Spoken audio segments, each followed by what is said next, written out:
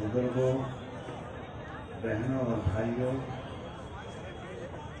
और नौजवान बेटों और बेटियों, बहुत सी ज़रूरी और महत्वपूर्ण बातें बहुत अच्छे अंदाज से कही जा चुकी हैं। उनको दोहराने की मुझे कोई ज़रूरत महसूस नहीं।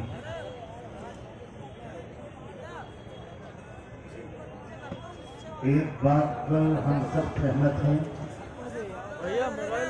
और सिर्फ हम सब नहीं, शायद देश के 80-90% लोग सहमत हैं कि देश में परिवर्तन की जरूरत है। देश में भी और प्रदेश में भी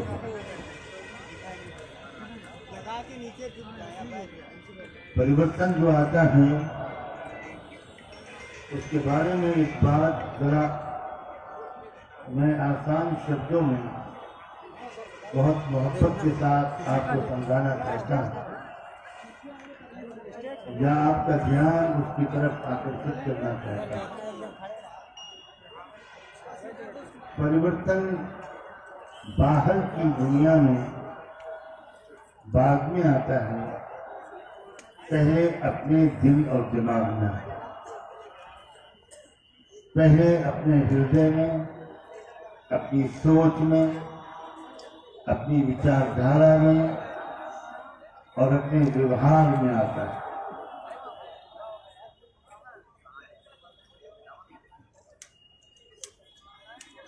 बहुजन क्रांति मोर्चा, भारत मुक्ति मोर्चा अपने अजीम लीडर वामन मेश्राम की क़यादत में, उनकी अगुवाई और रहनुमाई में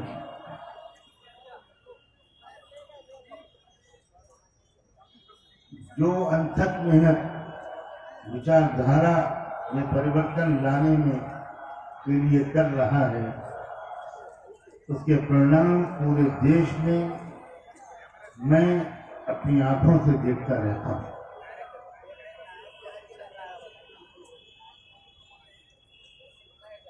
अभी बहुत साफ शब्दों में कुछ बातें कही गई। खासतौर पर हमारा अजीज नौजवान साथी विकास पटेल ने, चौधरी विकास पटेल ने बहुत साफ शब्दों में कहा कि मुसलमानों से जब हमको लड़ाना हो तो हम तुम्हारी नजर में बहुत बढ़िया हिंदू होते हैं। ये एक जुमला है जो सैकड़ों साल की तारीख का खुलासा है।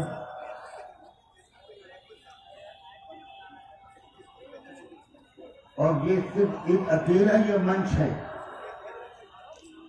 ये अकेला ये प्लेटफॉर्म है। मेरी जानकारी में जो पूरे देश में एक एक गांव में, एक एक तहसील में इस जानकारी को आम कर रहा है कि मंदिर में आप जाना चाहें तो आप हिंदू नहीं हैं, आप बराबरी का हक मांगना चाहें तो आप हिंदू नहीं हैं, आप चमार हैं, आप जाटो हैं, आप ओबीसी हैं, आप कुर्मी हैं, आप ये हैं और आप वो हैं। लेकिन जब वोट लेना हो, जब मुसलमानों से लड़ाना हो, तो फिर आप हिंदू हैं और आपके वोटों की और आपके पत्थरों की और आपके हथियारों की और अपने पूर्वजों से मिली हुई आपकी बहादुरी की सख्त जरूरत होती है कुछ लोगों को।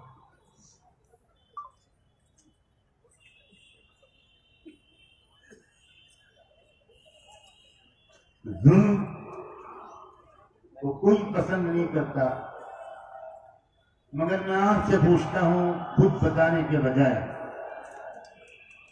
मुझे बताइए कि इस मंच के अलावा कोई और मंच है भारत में जिसमें जुल्म और जालिमों के खिलाफ इस भाषा में बात की जाती हो,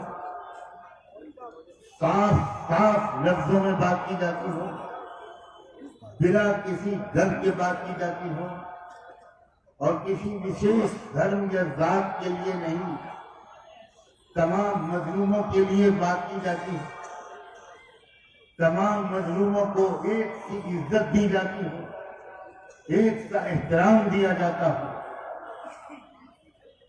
कोई भी मंच, कोई प्लेटफॉर्म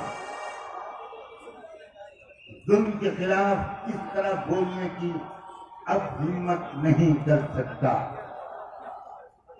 यहां तक कि मैं जो मुसलमान भाई और बहनें यहाँ मौजूद हों, मैं उनसे भी कहता हूं कि मुसलमानों के जलसों, मुसलमानों की पार्टियां, मुसलमानों की ऑर्गेनाइजेशन और उसमें भी हजरत मोहम्मद सल्लल्लाहु अलैहि वसल्लम की सीरत पर होने वाले जलसे में भी कोई मुसलमान भी इस साफ जुबान से जुल्म के खिलाफ बोलने की हिम्मत नहीं कर रहा। ये मामूली परिवर्तन नहीं है। मैं बार बार इस बात की मुबारकबाद देता हूं और नौजवानों की हिम्मत बढ़ाता हूं और नौजवानों से ये अपील करता हूं, अपनी बहनों से और बच्चियों से ये अपील करता हूं कि अब रफ्तार को तेज करो, इस काफिले को जल्दी मंजिल तक पहुंचाओ। इंशाअल्लाह। हमारा असल टारगेट सत्ता नहीं है, हम सत्ता पाने के लालची लोग नहीं हैं। और अब तक जितना मैंने देखा है, वामन मिश्राम को, उनकी वाइफ मेरी बेटी निशा को और दूसरे कार्यकर्ताओं को, जिम्मेदारों को, मुझे अभी तक तो यही उम्मीद है कि जब सत्ता आएगी तब भी न इनके कपड़े बदलेंगे, न इनके मकान बदलेंगे, न इनके चप्पल जूते बदलेंगे, न इनके घर का फर्नीचर बदलेगा, न इनके किचन की क्रॉकरी बदलेगी। इनके घर में नौकरों को वो सम्मान मिलेगा जो इंसान को इंसान के घर में मिलना चाहिए।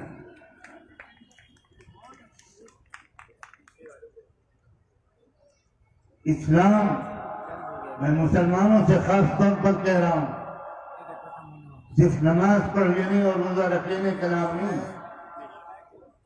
नमाज पढ़ना हर वक्त अपने आप को रिचार्ज करने के लिए होता है, और जो वाकई पाबंदी से नमाज पढ़ते हैं और दिल लगाकर नमाज पढ़ते हैं, वही जानते हैं कि उनको हर नमाज से क्या बल मिलता है, क्या हौसला मिलता है।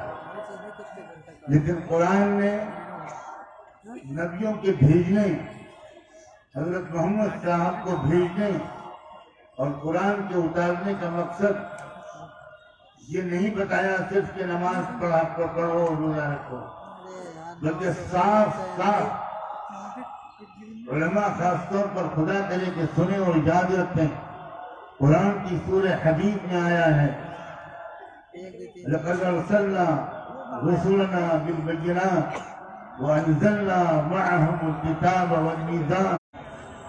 और मेरे माता और पिता ने जो मुझे तरबियत दी थी, जिसको बहुत तफसील से वामन मिश्राम जानते हैं, उन्होंने मुझे जो एजुकेशन दी थी वो ये की थी कि बेटा, जिंदगी का उद्देश्य होना चाहिए कि इस देश में, कम से कम देश में और यहाँ से शुरू करके विश्व में इंसाफ का निजाम कायम, ये तुम्हारी जिंदगी का मकसद होना चाहिए। वो आखिरी बीमारी में जब दुनिया से जाने से चंद दिन बाकी थे उनके, उन्होंने मुझसे कहा कि याद रखना तुमने मुझसे कुछ वादा किया था, तुम पलट कर कभी इस कमीनी दुनिया की तरफ मत देखना, किसी ओहदे और इज्जत की तरफ मत देखना, किसी बड़े आदमी से मरूब मत होना, तुम गरीबों को देखना, तुम मजलूमों को देखना, तुम देखना कि चारों तरफ इस मजलूमों की मेजोरिटी है। आज जिनको बहुमत वाले कहा जाता है वो बिल्कुल झूठी बहुजन बहुमत है। बहुमत जो है वो तो बहुजन समाज की है, वो तो मजलूमों की है। लेकिन मुश्किल ये हो रही थी कि अब तक मजलूम समाज के लोग अलग अलग संघर्ष कर रहे, मुसलमान अलग संघर्ष कर रहे थे, सिख भाई अलग संघर्ष कर रहे थे, बुद्धिस्ट भाई अलग संघर्ष कर रहे थे, क्रिश्चियंस अलग संघर्ष कर रहे थे, लिंगायत अलग संघर्ष कर रहे थे, शेड्यूल कास्ट के और शेड्यूल ट्राइब के लोग, ट्राइबल लोग ये अलग संघर्ष कर रहे थे। खुदा भला करे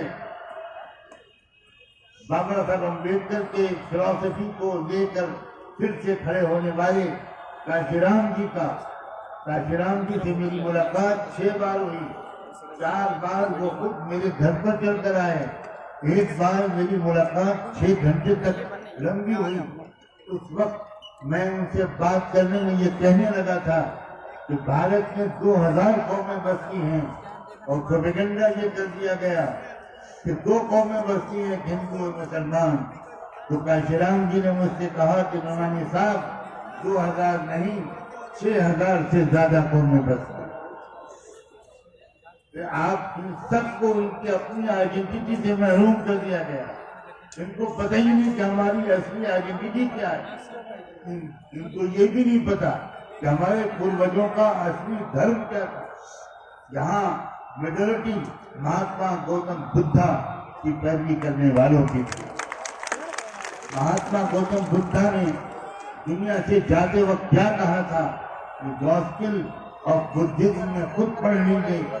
उसमें जब उनके आखिरी सबसे करीबी शागिर्द और बाद में जानशीन बनने वाले ने उनके पैरों पर लिपट कर ये कहा था कि महात्मा आप हमको छोड़कर जा रहे हैं, अब हम किससे ज्ञान सीखेंगे। तो महात्मा गौतम बुद्धा ने कहा था मैं अंतिम बुद्धा नहीं हूँ, एक बुद्धा और आएगा, तुम सब उससे ज्ञान और ध्यान सीखना। ये मंच है वो जो मुझे यकीन है कि जो दुनिया में महापुरुष आए, जो दुनिया में ज्ञान लेकर आए, जो दुनिया में इंसाफ और शराफत का पैगाम लेकर आए, जो बहनों और बेटियों की सम्मान और इज्जत का पैगाम लेकर आए, जो गरीबों की खिदमत करने का पैगाम लेकर आए, जो न्याय और इंसाफ का संदेश लेकर आए, वो सब एक एक करके इस मंच के अंदर इस प्लेटफॉर्म पर तेजी से जमा हो जाए। जिस दिन ये हो जाएगा, जिस दिन हम ऑर्गेनाइज हो जाएंगे, मुझे नहीं लगता उसके अगले दिन का सूरज अंधेरे भारत पर निकलेगा, उसके अगले दिन का सूरज उस भारत पर निकलेगा जिसमें हर कच्चे पक्के घर वाले को इंसाफ मिल चुका।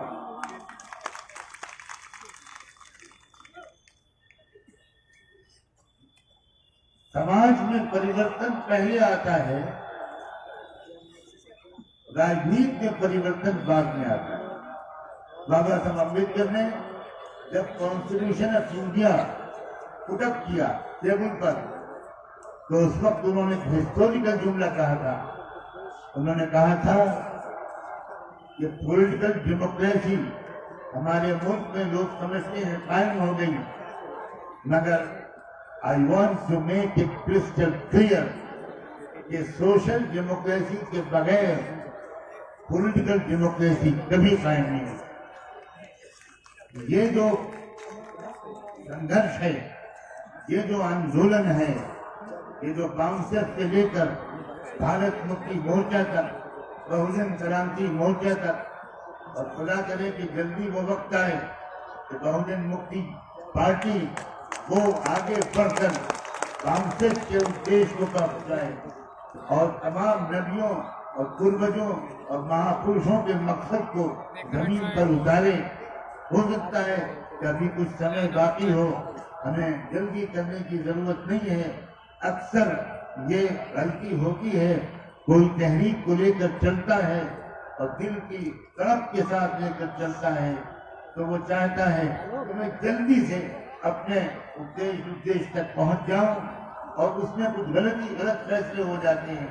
हमारे सामने बहुजन समाज पार्टी की तारीफ भी है, और इससे पहले भी ऐसा हुआ है। हक ये है कि कुरान में अल्लाह ने अपने नबी मोहम्मद को भी इस बात पर टोका था और इंस्ट्रक्शन दिया था, कहा था मोहम्मद, जो सच्चाई को तुम्हारे जरिए पूरी दुनिया में फैलाने का हमने वादा कर रखा है, ये मत समझना कि वो पूरा वादा तुम्हारी जिंदगी में पूरा हो जाएगा। हो सकता है कि तुमको पहले हम अपने पास बुला लें, उसके बाद वो वादे पूरे हों। इसका मतलब ये है कि हमको जल्दबाजी बिल्कुल नहीं करनी है, कोई गलत सौदेबाजी बिल्कुल नहीं करनी है। अपने उद्देश्यों से और अपने जो बुनियादी हमारे इश्यूज हैं, जो हमारे अकीदे हैं, जिसके लिए हम कमिटेड हैं, उसमें किसी किस्म की कोई सौदेबाजी, कोई जल्दबाजी किसी तरह ये लीडरशिप नहीं करेगी। मुझे इसका पूरा विश्वास, मुझे इसका पूरा यकीन है। और आपसे बस मैं आखिरी तौर पर यह अपील करता हूँ, अपने नौजवानों से, बच्चों से, बच्चियों से, अपनी प्यारी बहनों से कि अपनी पूरी शक्ति, अपने रिसोर्सेज का बड़ा हिस्सा, अपनी नॉलेज, अपने इल्म, अपनी बुद्धि, अपनी समझ, अपने अनुभव, अपने तजुर्बों का पूरा निचोड़ इस तहरीक के साथ लगा दीजिए, और यकीन कीजिए कि अगर हम नहीं तो आप, हमारी और आपकी नस्लें एक दूसरे भारत में जिएंगी, जो भारत खुशहाल होगा, जो भारत पुरअमन होगा, जहाँ शांति होगी, जहाँ भाईचारा होगा। कितना अच्छा लगता है ये मंजर, ऐसा मंजर देखने को आंखें तरसा करती थी, जहाँ सिख भी हों, ईसाई भी हों, क्रिश्चियंस भी हों। बैकवर्ड जिन्हें कहा जाता है, मुझे तो ये लफ्ज भी एक गाली मालूम होता है। कैसे बैकवर्ड है वो भाई? बैकवर्ड तो तुम हो, तुम तो हजारों साल पुरानी खुराफात की तरफ इस 21वीं सेंचुरी में भारत को वापस ले जाना चाहते हो। तुम हो असल में बैकवर्ड। बैकवर्ड वो लोग नहीं हैं जिनको बैकवर्ड कहा जा रहा है, वो फॉरवर्ड लुकिंग है, वो दूर तक देखने वाले लोग हैं। अब वो ज्ञान, जो समझदारी, जो हिम्मत, जो विल पावर इस तहरीक की बदौलत अपने नौजवानों में देख रहा हूँ, तमाम समाजों के, उससे रोज बरोज उम्मीद बढ़ती है। मैं कभी पहले भी मायूस नहीं था, लेकिन रास्ता नजर नहीं आता था। मैंने किताबें इतनी पढ़ी कि मैं ये तक कह सकता हूँ कि बाबा साहब अम्बेडकर के कलम से निकला हुआ कोई जुमला जो छपा हुआ हो इंग्लिश में, वो मैं न पढ़ चुका हूँ, मैं ये शायद न मान सकूं। मैंने 3-4 साल अपने पिताजी की हिदायत पर उनकी किताबों को पढ़ा। मेरी उम्र 13, 14, 15, 16 साल की थी, लेकिन मुझे कोई प्लेटफॉर्म नहीं मिल रहा था और कुछ समझ में नहीं आता था। और मुसलमान बड़े बहकावे में थे, और ये सेकुलर है और ये कम्युनल है। बस इसी जाल में एक खास मनुवादी सोच ने बड़ी चालाकी के साथ बांट रखा था समाज को।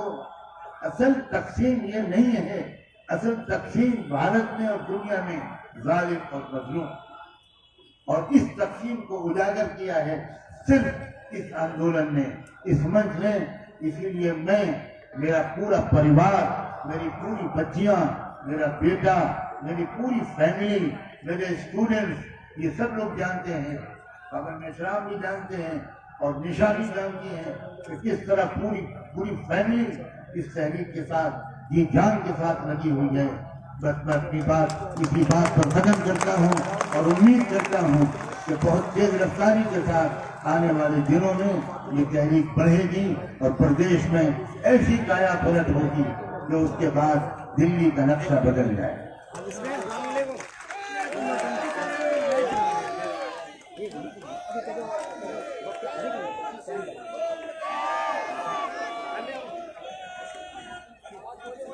हेलो हेलो, धन्यवाद हम सबके सरपरस्त, हम सबके बुजुर्ग, सम्मानीय आदरणीय हजरत मौलाना सज्जाद नोमानी साहब। साथियों, काफी वक्त हो गया है और अभी हमारे पास में सूचना है कि वामन मेश्राम साहब को सुनने के लिए जो पूरे उत्तर प्रदेश से लोग आए हुए हैं, उन लोगों की बस ड्राइवर बुला रहा है लेकिन वो उनको रोके हुए हैं। तो अब वो घड़ी आ चुकी है। उससे पहले मैं कुछ जन आंदोलन निर्माण निधि के लिए लोगों को बुलाना चाहूंगा। साथियों, डॉक्टर एम.के. बल्लभ जी जो मंडल अध्यक्ष इंपा के थे, हमीरपुर जिले के, वो आज इस दुनिया में नहीं रहे। वो निष्ठावान और समर्पित सीनियर कार्यकर्ता थे। आपका बेटा जोराव तथागत मान्यवर वामन मेश्राम साहब को बुके भेंट करना चाहते हैं। वो आए और मान्यवर वामन मेश्राम साहब को बुके भेंट करें।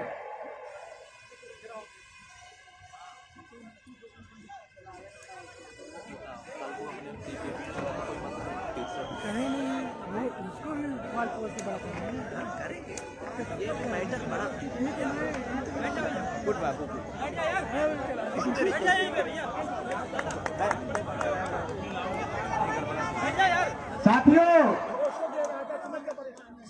3857 रुपए की निधि चंद्रभान अतर सिंह गुप्ता, विजयपाल सिंह, ओमवीर सिंह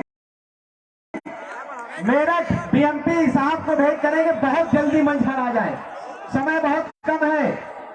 उसके बाद 500 रुपए की धनराशि जन आंदोलन निर्माण निधि चंद्रभूषण प्रसाद चंद्रवंशी, प्रदेश उपाध्यक्ष बीएमपी बिहार साहब को भेंट करेंगे। वो मंच पर आ जाए।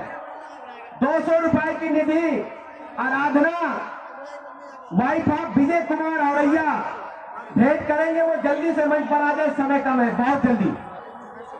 500 रुपए की जन आंदोलन निर्माण निधि विनोद कुमार त्रिशरण, मंडल अध्यक्ष राष्ट्रीय किसान मोर्चा कानपुर, बीड़ा त्रिशरण, खुशी त्रिशरण 500 रुपया भेंट करेंगी। 200 रुपए निशा मेश्राम को, रीता मैडम फतेहपुर से जो आई है वो भेंट करेंगी। साथियों, इसके बाद